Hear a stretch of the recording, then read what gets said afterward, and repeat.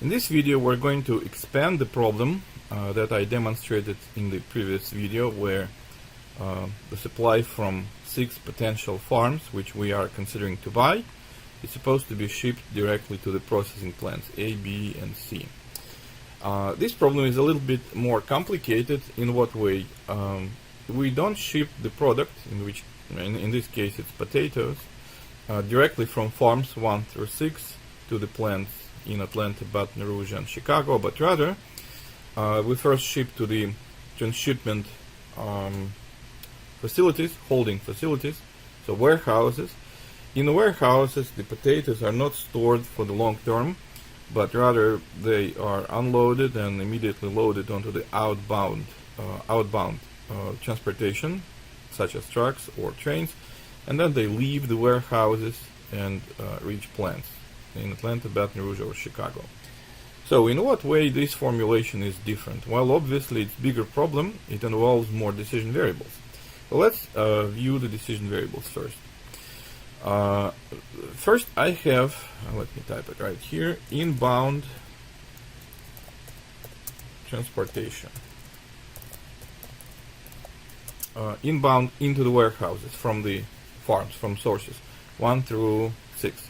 So each farm can ship to one of the 3 warehouses, or 2 or all 3 actually of the warehouses, if we choose to buy them. So therefore for farm 1, for example, I have the shipment variables X from farm 1 to the warehouse X, X from farm 2, from farm 1 to the warehouse Y, and X from farm 1 to the warehouse Z. Similarly, very similar 3 decision variables are defined for each of the farms. So for the last farm 6, I define 3 variables: X from farm 6 to the warehouse X, X from farm 6 to the warehouse Y, and X from farm 6 to the warehouse Z. And X in this case represents how many tons of potatoes I choose to ship between the farm I and the warehouse J. So each of the 6 farms can ship in 3 different ways, times 6 farms. So altogether for the inbound transportation, I have 18 different transportation variables. So over here I'm going to have outbound transportation from the warehouses. So whatever potatoes I'm shipping into the warehouse, I must forward to the processing plant. So therefore warehouse X can ship to plant A, X from X to A, to plant B, X from X to B, and to plant C, X from X to C. And similarly I define 3 shipment decision variables for each of the other warehouses Y and Z. So each warehouse can ship in 3 different ways. I have 3 warehouses. So altogether on the outbound transportation I have 9 decision variables. Now also I want to decide which farms out of the 6, maybe all of them, maybe some of them, I want to buy. So therefore I define binary decision variables for each farm. Y1 equals to 1 if I choose to buy farm 1, and otherwise if I don't buy it, it's 0. And similarly I define other binary variables. Now warehouses, I don't know which ones I'm going to buy as well, so therefore I define 3 more binary decision variables, and I'm going to call them W. W represents obviously warehouses. So W for the warehouse X, for the warehouse Y, and for the warehouse Z. And they're also 1 or 0 depending on whether or not I choose to buy that warehouse. So altogether I have 6 times 3, 18 variables right here, 9 variables over here, plus 6 more binary variables, plus 3 more binary variables for the warehouses. So that's shaping up to be a pretty large problem. Okay, so now let's take a look. Now that we have defined our decision variables, let's take a look at our objective function and constraints. So my objective function is to minimize the total cost. What total cost? Each farm has the fixed annual cost. How much money does it take to operate the farm in terms of salaries, the seeds that we're buying, the planting the crops, and then collecting the crops, so the entire operation. That's one part. of my cost. Another part is each warehouse comes with the operational cost as well, because I have to pay for utilities, I have to pay real estate taxes, I have to pay personnel who works in the warehouse. So all of that, you can see different warehouses cost different amount of money. Warehouse number 3, well, Z technically, right, costs $75 to operate, $75,000 per year to operate. That's the cheapest one, and 125, that's warehouse Y. Then I have transportation expenses. For example, it costs $8 per ton of potatoes to ship from farm 1 to the warehouse X. So I have right here 18 transportation variables, 18 different ways how I can ship potatoes. So therefore, corresponding to these 18 transportation variables, I have 18 different costs right here. And costs are expressed in terms of dollars per ton shipped from the source, 1 of 6, to the destination, X, Y, or Z. So that takes care of the inbound transportation to the warehouses. Now, outbound transportation, I have 9 variables, so therefore I have to define 9 costs. If warehouse X ships to plant in Atlanta, I have a cost of $5 per ton. If warehouse Z ships to the plant in Chicago, I have $9 per ton. So these are my cost parameters, and my objective function is right here. Let's review this expression.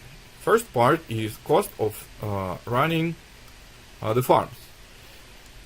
If I choose to buy farm number 1, I will get a cost of $405,000 per year. So therefore I have to add this cost to the objective function right here.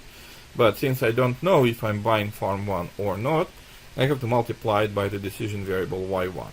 If I buy the farm, y1 is equal to 1, and I have $405,000 cost. If I don't buy farm 1, then y1 is equal to 0, and that cost is absent from my cost expression. And similarly, I add 1, 2, 3, 4, 5 more farms. So essentially this part is cost of the farm, annual cost of the farm, multiplied by the variable which tells me whether or not I have that farm. Second line of my objective function is very similar, but now it concerns warehouses. As we discussed just a minute earlier, each warehouse comes with a cost. So therefore, for example, for the warehouse X, I have to add $105,000 to the objective function, but because I don't know if I will buy warehouse X or not, I need to multiply it by my variable Wx, which is 1 or 0. So if I buy warehouse X, that is 1, and I have that cost.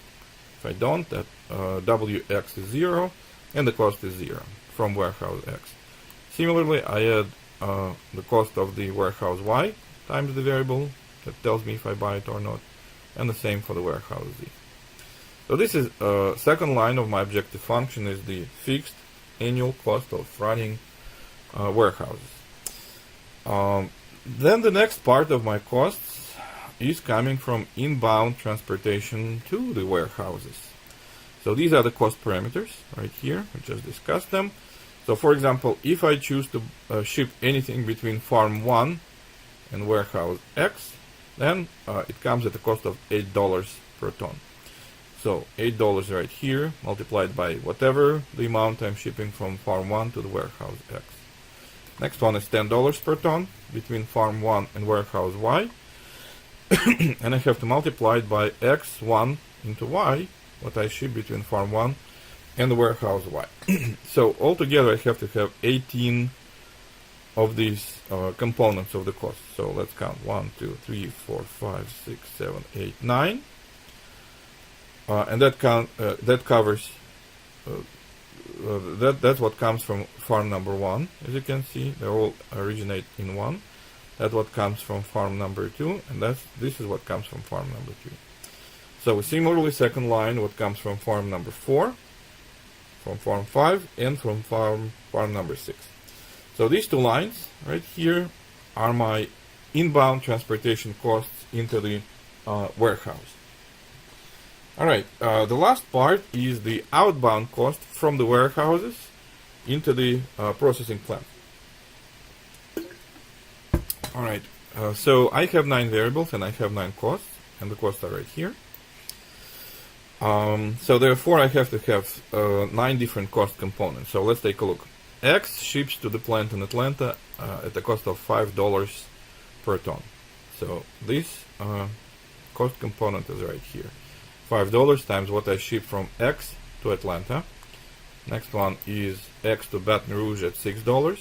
So 6 times X to Baton Rouge plus 7 from X to plant C. 7X XC.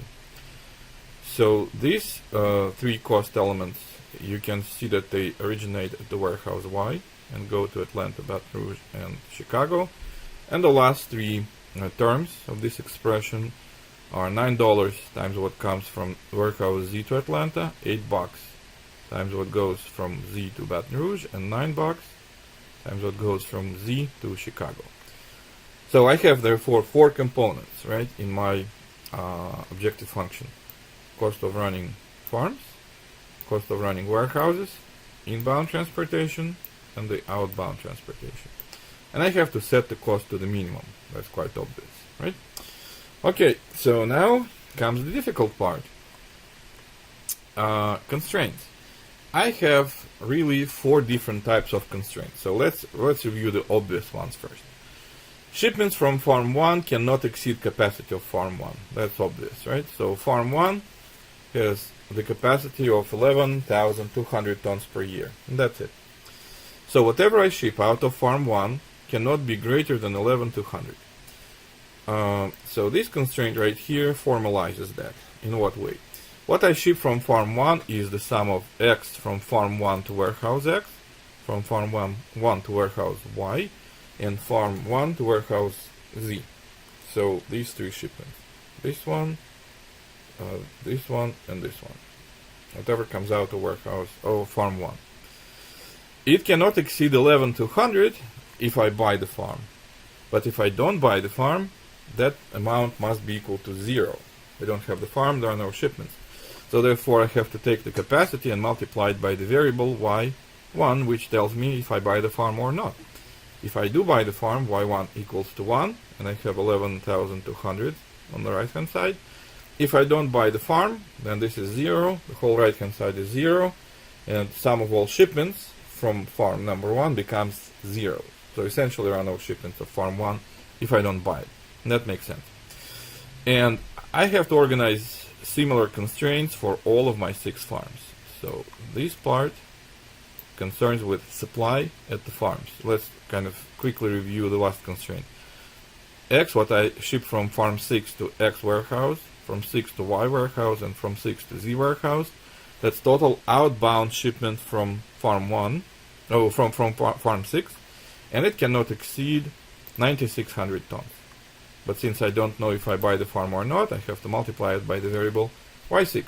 So if I don't buy the farm, y6 equals 0, the right hand side equals 0, and all shipments are zeros. So we're done with that part of our constraints. Supply. Then demand at the farms, at the plants. The conditions of the problem state that plant in Atlanta has 12,000 tons of capacity spare.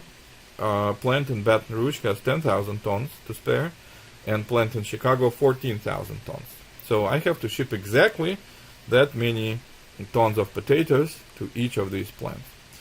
Okay, shipments into plants are coming not directly from the farms, but rather from the warehouses.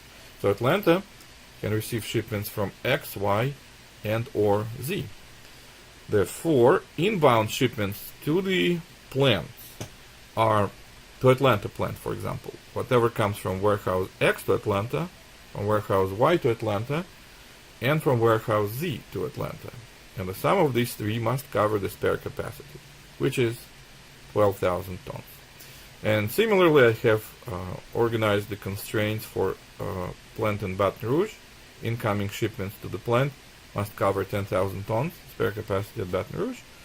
And shipments from shipments to Chicago from warehouses X, Y, and Z must cover 14,000 tons spare capacity in Chicago.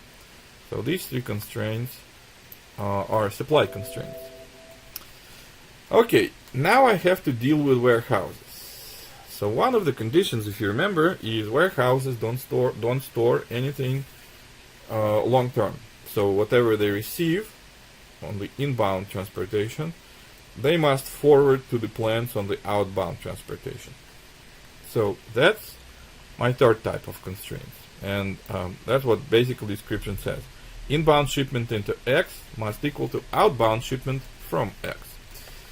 So let's take a look. Inbound shipment into X comes from farms 1, 2, 3, 4, 5, and 6. So therefore my left hand side, this one right here, must cover all the shipments made from farms 1 through 6 to the warehouse X. And indeed, that's what the expression tells me.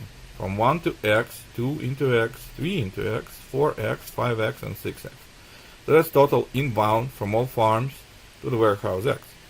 X can ship to Atlanta, Baton Rouge, and Chicago. So therefore, outbound, as you can see right here, whatever comes from X to Atlanta plus to Baton Rouge plus Chicago.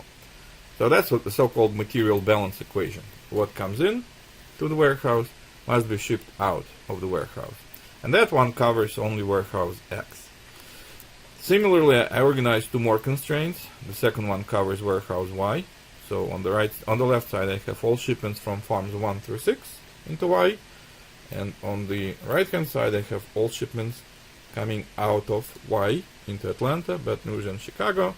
And same thing with warehouse Z. Incoming shipments into Z equal to the outbound shipments from Z. The last three constraints are weird, and we discussed them in class. They're so-called big M constraints. Why do we need them? If I leave them out of the equation, that means that my model may state that, for example, I don't buy warehouse X, but I still have shipments going to warehouse X because the only restriction that I have right now is this one, material balance equation. As long as shipments coming into the warehouse are equal to the shipments coming out of the warehouse, that's fine. So therefore I have to tie together two things. Thing number one is whether or not I buy the warehouse, and that actually is indicated by the variables WX, WY, and WZ. Right here, right? And thing number two, shipments that are coming through the warehouse. So essentially this constraint, here's what the constraint says. Let's take a look at the first one right here. On the left hand side I have shipments from warehouse X to Atlanta, from warehouse X to Baton Rouge, and from warehouse X to Chicago. So therefore the left hand side essentially is the outbound shipment from the warehouse X. And I'm going to put that less than or equal to some hypothetical artificial big number M multiplied by WX, the binary variable which tells me if I buy warehouse X or not. So what does that give me? If I do buy the warehouse X, then my equation essentially will say outbound shipment from X cannot be higher than some really big number. And if I pick M, that's why it's called big M. If I pick number M to be really high, that's not a restrictive constraint, because how much supply do I have? Altogether from my farms, I have sum of all the supplies, 64,000 tons. So if I set my big M constraint to 1 million, it's not going to impose any limitation on the shipment if I buy the warehouse X. If I don't buy the warehouse X, then WX equals to 0. Whole right hand side equals to 0, therefore my left hand side becomes equal to 0, which means that if I don't buy the warehouse X, there are no outbound shipments, and by this constraint there are also no inbound shipments that go through the warehouse X. So big M constraint, like I said just a couple of minutes ago, it ties together the flow of potatoes through the warehouse and the fact that we buy or don't buy the warehouse. So these two variables become connected to each other. If I don't buy the warehouse, there are no flows. If I do buy the warehouse, then it becomes a possibility. And very similarly, I have organized two other constraints for warehouse Y and Z. So let's review the last one, Z. says that the shipments from Z to Atlanta plus Z to Baton Rouge and Z to Chicago, that basically is outbound shipment from warehouse Z, cannot be more than a really big number times WZ. And if I don't buy the warehouse Z, that becomes 0. The whole right hand side is 0. Left hand side is 0, therefore, and there are no shipments going through the warehouse. So these are my constraints, and essentially I'm done with formulation of this relatively big problem. So now let's implement it in Excel, and let's see what we're going to get. Alright, hold on. I think, yeah, I didn't clean that out. So let me clean out all of my constraints quickly, because I want to set them up again. Alright. Okay, so that's good enough. So first things first. What I did in my spreadsheet is I set up, as you saw, all the cost parameters and all the decision variables. So my costs are highlighted in this blue color. Let me actually highlight another part of the cost. It's right here. And all of my decision variables are highlighted in yellow. These are my inbound transportation to the warehouses. These are my outbound transportation variables from the warehouses. These are my binary variables for each farm. And these are my binary variables for warehouses. Okay, so first things first. Let's organize. Let me zoom it out a little bit. Yeah, like that. Let me organize the objective function. Objective function, if you remember, has 4 parts. Part 1 is cost of running farms. So here are the cost of individual farms. And here are the variables that tell me if I buy the farm or not. So therefore, in my objective function, first thing I have to say, sum product. So again, I'm not multiplying cost 1 times y1 plus cost 2 times y2 because it's going to take a long time. I'm using the Excel built-in function sum product, which basically tells me that this range of cells, 6 by 1, I have to multiply by this range of cells, and that's it. Which basically, what it does is it takes the first cell times the first cell from the range 2, second cell times the second cell in range 2, and the resulting products are being added together. So that will give me this expression right here. So that's the cost of running farms. Plus, let's do the cost of operating warehouses. So it's very similar organized, but I need to use these variables. So sum product again of all of my costs multiplied by all of my wi variables, w, x, y, and z. And that part covers, and you can see it right here as I build the expression, that part covers the cost of running, operating the warehouses. Plus, outbound costs. No. Let's start with inbound costs. So costs of shipping between farms and the warehouses. These are the costs, and these are the amounts of potato transportation variables. So I'm going to say sum product, and I have to select 18 costs and multiply them by 18 transportation decision variables. So that covers my inbound costs, and the last piece of the puzzle right here, the last line, outbound costs. So parameters are here, and the decision variables are right here. So another sum product of costs, 9 of them, multiplied by decision variables, also 9 of them. And that concludes my setting up the objective function. So right now it's 0, because obviously I don't have anything, right?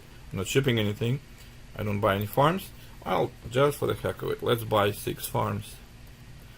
And as you can see, as I add farms, I also add the costs, right? And let's buy all 3 warehouses. That will add another about $300,000. Yeah, right there. Okay, and right now I don't have any shipments. So I'm done setting up the objective function. Now let's set up the constraints. So constraints have left side, right side, and then the sign between them, right? Which I'm calling constraint. So first things first, let's set up the shipment from the farms. Okay, shipment from farm number 1. It's sum of all shipments out of farm 1 to the warehouse X, Y, and Z. and then I'm going to close the brackets. So right now it's 0, obviously, and constraint is less than or equal to, right? So less than or equal to. My right hand side is supposed to be equal to the capacity of the farm, which is right here, 11,200, multiplied by the variable y number 1, which is right here. So therefore, because my variable is 1 right now, I decided to buy the farm for now. My right hand side is 11,200. Okay. So because I did everything in the row, right? I added the row, I multiplied the two variables in the row. If I want to create a copy of this constraint for the other 6 farms, all I have to do is select the whole constraint and drag it down until I see farm number 6, which is right here. And typically what I do is I check the last constraint just to make sure that it's set up correctly. So the left hand side is sum of the shipments from farm 6 to warehouses X, Y, and Z, which is what I want. And the right hand side is capacity of the farm times the variable which tells me if I buy that farm or not, which is also the right expression. So my supply constraints are in place. Now let's take care of the demand constraints. My demand constraints say everything that's shipped to Atlanta must cover 12,000 tons. So on the right side I must have capacities of the plants, right? So Atlanta operates at 12,000 tons, Baton Rouge at 10,000, and Chicago at 14. Okay, cool. And because I want to cover exactly my spare capacity, my constraints, all of them are equal to constraints. Now let's take care of the left-hand side. Left-hand side should be shipments into Atlanta, Baton Rouge, and Chicago. Okay, so where do the shipments come? All the shipments that arrive to Atlanta from warehouses X, Y, Z, right? And these are the variables that give me all the inbound shipments to plants. But right now I'm setting up only shipments to Atlanta. So that's in the column under the plant A, right? That's shipment from X, warehouse X to A, warehouse Y into A, and warehouse Z into A. Okay, so here I'm going to say sum of all shipments coming into the plant A. That's my column. Similarly, shipments to Baton Rouge is sum of all shipments from warehouses X, Y, and Z to Baton Rouge, like that. And similarly, Chicago is the sum of shipments from X, Y, Z to Chicago. And that's it. So I just set up my 3 constraints on the demand side. Okay, now let's set up the constraints for each of the warehouses. Material balance equation. Inbound shipments are equal to the outbound shipments. So inbound are on the left hand side. So let's take care of warehouse X first. And that would be sum of all shipments coming to warehouse X from farms 1, 2, 3, 4, 5, and 6. That's inbound to the warehouse X.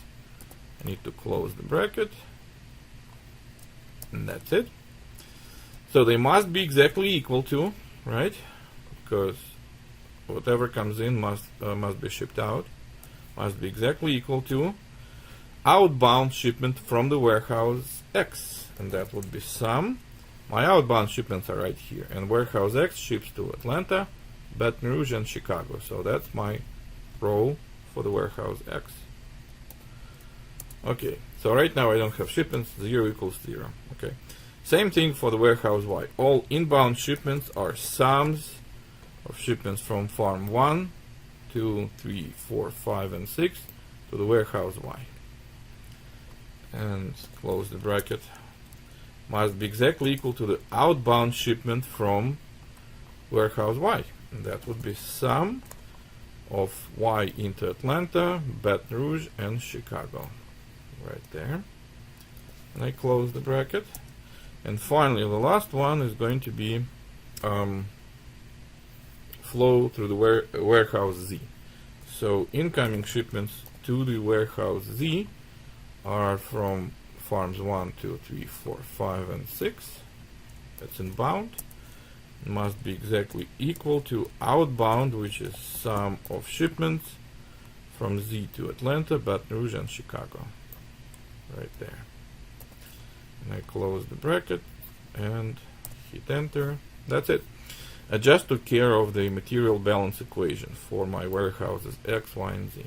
Finally, these artificial weird constraints that say the inbound or outbound transportation from the warehouses cannot exceed really big number times the variable, which tells me if you buy the warehouse or not.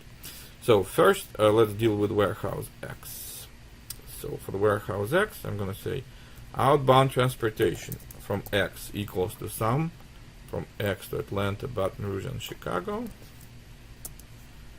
And that cannot be higher than... so now let's pick big M, right? On my right-hand side, I'm supposed to have big M. So we just saw that total shipments from all of my farms cannot are constrained by 64,200 tons. So let's just pick some ridiculously high number, like a million. 1 million units multiplied by the variable WX, which is right here. Correct? Yeah, warehouse X, and that's my variable for the warehouse X. Okay. So because I'm choosing to buy warehouse X right now, my right hand side says all the outbound shipments from X cannot exceed million tons. Okay, I'm gonna do the same thing for the warehouse Y. All the outbound shipments from Y are right here,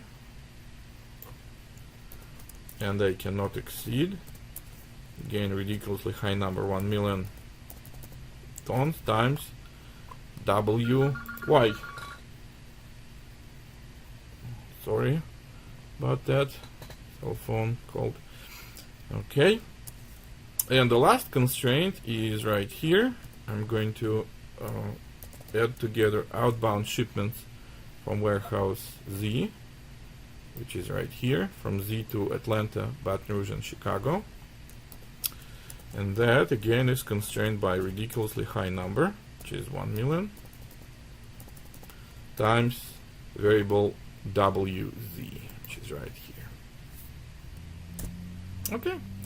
So I set up all of my constraints, I set up my objective function, and I think I defined all of my yellow decision variables. So now it's time to see what's the optimal solution. So let's take a look.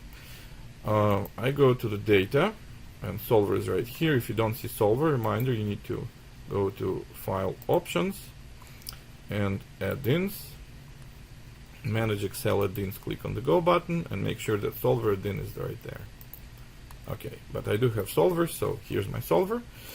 Alright, set my objective function, which is right here, my green cell, right, to minimum. I want to minimize the total operational cost by changing decision variables. Oh my god, I have a lot of them. Let's take a look. First of all, 6 variables for the farms, binary. Then I have to hold down control button because all of my yellow variables are all over the place. So control, 3 variables for the warehouses. Then I have 18 variables on the inbound transportation to the warehouses and 9 variables for the outbound transportation from the warehouse. Okay, so that's my decision variables. Constraints. I'm going to add constraints. So I could add them one at a time, right? This left hand side is less than or equal to this right hand side, etc. But that's really not a lot of fun. So note that my first 6 constraints are all less than or equal to. They're supply constraints. So therefore, I'm going to select 6 constraints for farms 1 through 6, less than or equal to their 6 corresponding right hand sides. Okay, so I took care of all of my supply constraints. Add. Now demand constraints. Well, actually, you know what? All of these constraints are equal to, you can see. These 3 are demand, right? I have to cover demand at Atlanta, Baton Rouge, and Chicago, and these 3 constraints say whatever comes to the warehouse X must be shipped out, warehouse Y same thing, warehouse Z same thing. But they're all equal to constraints. So I can actually do them, all of them in one setup right here. So I'm going to select all the left-hand sides which are equal to, and then say equals in the middle, and select all the right-hand sides which are equal to constraints. And that takes care of these 6 constraints right here. And then another one is big M, right? Whatever is sending out, shipping out of the warehouses cannot exceed this ridiculously high number multiplied by the binary variable. Okay? Alright. So let's click OK. I need actually 2 more constraints. Yeah, let's add them right now. I wanted to run the model without these constraints, but what's the point really? Okay, I need 2 more constraints.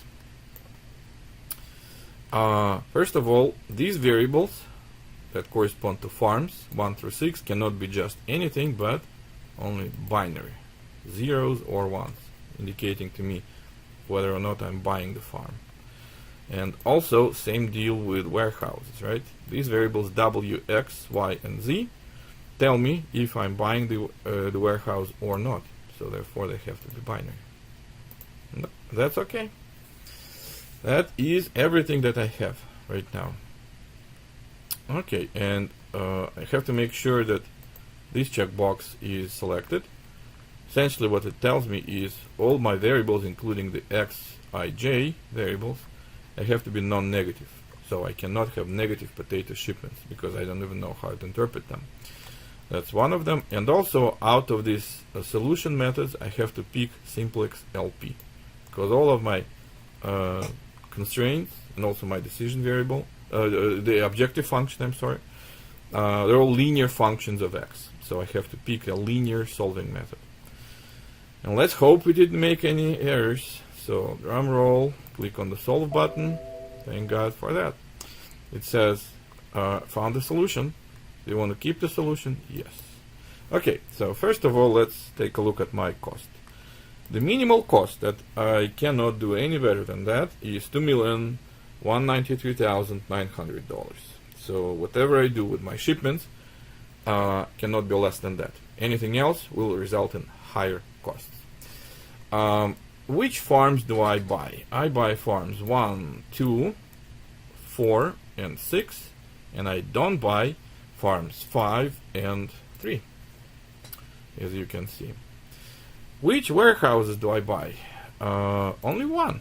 So the optimal thing to do would be to buy just warehouse X and ship through that warehouse. Now, one thing actually that I wanted to point out is note that warehouse X is not the cheapest one, right? There is a warehouse Z at $75,000 a year, but the program selected second cheapest warehouse. Why is that? Well, obviously, if we don't save any money on running the warehouses, where do the savings come from? In shipments, of course, right? So therefore, what I conclude from this answer is, if I consider all possible shipping routes from my farms to my destinations, plants A, B, and C, those routes that come through the warehouse X are actually cheaper than the routes coming through warehouses Y and Z. So much so that whatever transportation cost savings I can get, they more than offset the increase in terms of the operational cost that I'm getting if I choose warehouse X over the warehouse Z.